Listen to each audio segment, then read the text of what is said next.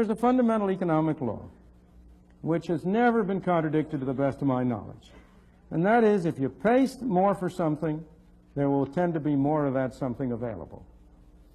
If the amount you're willing to pay for anything goes up, somehow or other, somebody will supply more of that thing. We have made immoral behavior far more profitable.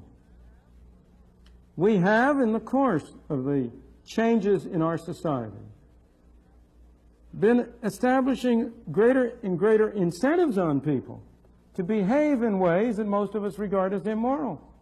On each of us separately, we've all been doing it. One of the examples that has always appealed to me along these lines is the example of Great Britain.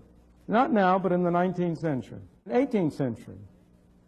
You know, in the 18th century, Britain was regarded as a nation of smugglers, of law avoiders, of people who broke the law. In the 19th and early 20th century, Britain got the reputation for being the most law-obedient country in the world, an incorruptible civil service. Everybody knew about the fact that you couldn't bribe a civil servant in Britain the way you could one in, say, Italy or New York. How did that come about? How did a nation of smugglers with no respect for the law get converted into a nation of people obedient to the law? Very simply, by the laissez-faire policy adopted in the 19th century, which eliminated laws to break. If you had complete free trade, as you did after the abolition of the Corn Laws, there was no more smuggling. It was a meaningless term. You were free to bring anything into the country you wanted. You couldn't be a smuggler. It was impossible.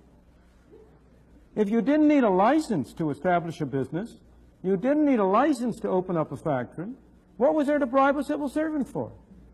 The civil servants became incorruptible because there was nothing to bribe them for. Now, of course, these patterns, there's a cultural lag, as you have all learned in your anthropology courses. And these patterns, once they develop, last for a while. But what has been happening in Britain in the last 30 and 40 years is Britain has been moving away from essentially laissez-faire and toward a much more controlled and centralized economy. This reputation for law obedience is disappearing.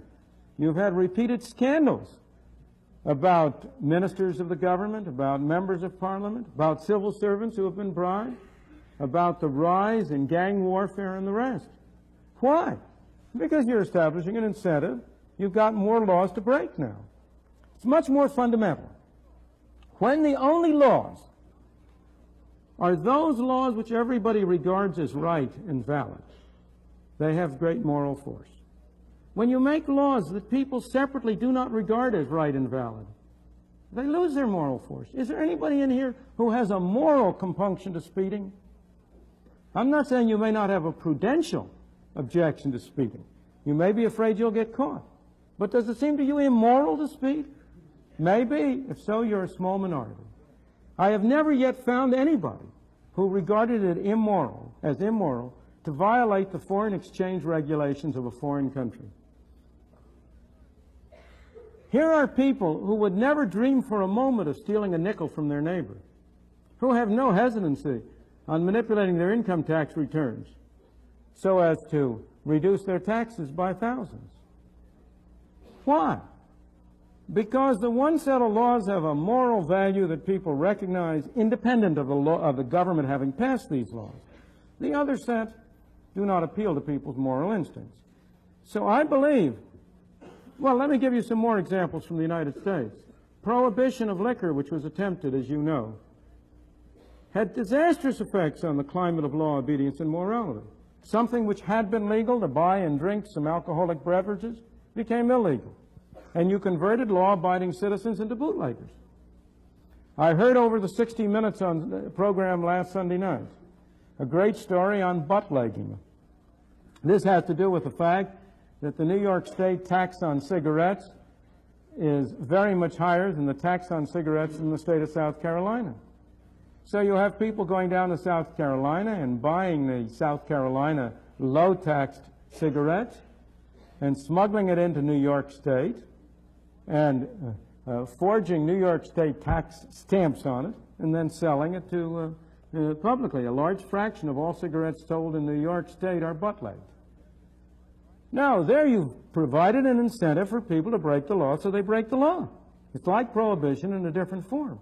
The obvious answer is for New York State to lower its taxes, and you will eliminate butt-legging overnight and be able to take whatever may be the number of policemen who are devoted to enforcing that kind of thing, you will be able to take them and turn them to useful work.